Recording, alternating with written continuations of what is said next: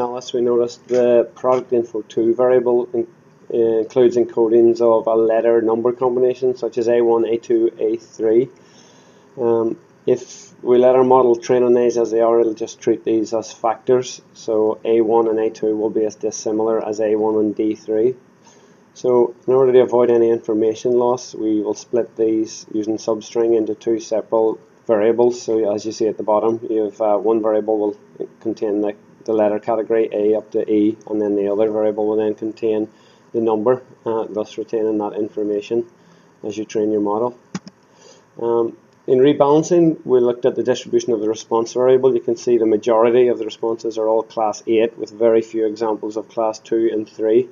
This will tend to make our model that we're going to train better at what it practices more of. So it's going to be very good at predicting 8 but not very good at class 2 or 3.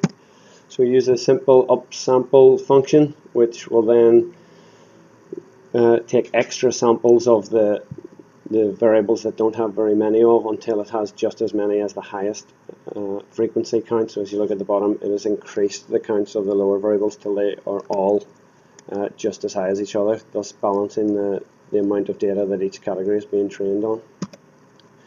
We used the carrot train package as a very simple way to do both a tuning grid to the model and cross-validation split. In this example, we're using the XGBoost tree training.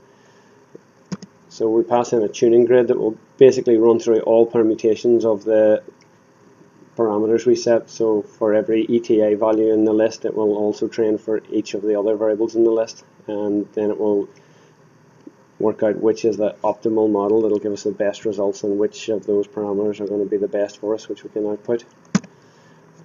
Cross-validation in carrot is very simple. Simply by putting the method repeated CV and the number equals 5, the model will train itself 5 times on different splits of the data, withholding 1/5 and training on the other 4/5 and using this 5th that it withheld as a validation.